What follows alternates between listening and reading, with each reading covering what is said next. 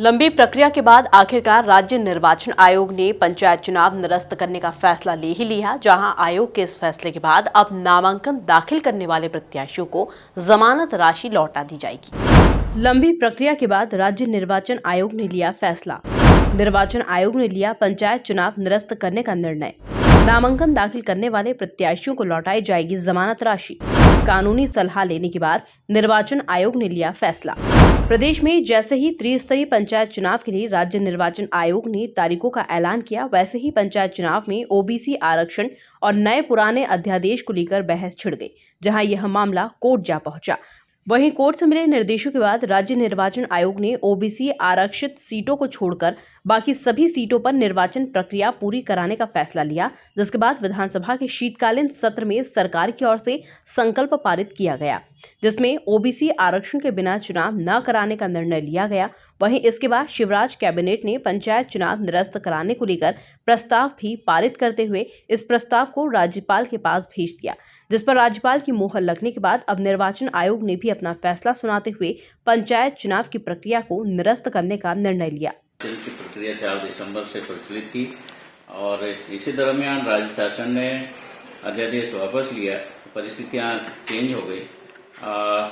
उस कंडीशन में हमने विधि विशेषज्ञों से लीगल ओपिनियन लिया और उनसे सलाह मशविरा के पश्चात आज ये आयोग ने फैसला किया है कि निर्वाचन की प्रक्रिया निरस्त। राज्य निर्वाचन आयोग की ओर से पंचायत चुनाव स्थगित करने के फैसले पर नगरीय प्रशासन मंत्री भूपेंद्र सिंह ने क्या कुछ कहा, जरा आप खुद ही सुनिए।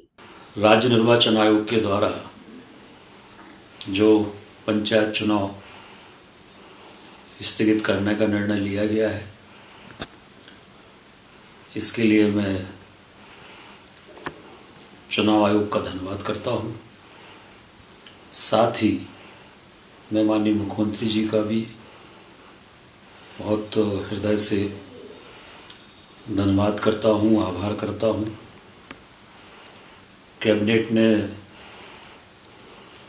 ये जो ऑर्डिनेंस था, जिस ऑर्डिनेंस के आधार पर चुनाव हो रहे थे, उसको विड्रा किया। अगर कैबिनेट ये ऑर्डिनेंस विड्रा नहीं करती तो पंचायत के चुनाव नहीं रुकते और ओबीसी को आरक्षण नहीं मिल पाता। ओबीसी वर्ग को आरक्षण मिले, ओबीसी वर्ग को न्याय मिले, इसलिए एक बड़ा कदम हमारी सरकार ने उठाया और उसके परिणाम स्वरूप आज चुनाव स्थगित हुए हैं। हम लोग सुप्रीम कोर्ट भी गए हैं आगे भविष्य को ध्यान में रख के, जिसमें हमने ये बात रखी है कि मध्य प्रदेश में जो ओबीसी की आबादी है वो 52% से ऊपर है, इसलिए हम लोगों को समय मिले और हम लोग ये आयोग के माध्यम से, जो हमारा पिछड़ा वर्ग आयोग है, इसके माध्यम से हम लोग ये आंकड़े प्रमाणित कर सकें। उस समय भी हम लोगों ने सुप्रीम कोर्ट से मांगा हुआ है और सरकार की ये कोशिश होगी कि ओबीसी आरक्षण के साथ शीघ्र पंचायत के चुनाव हों।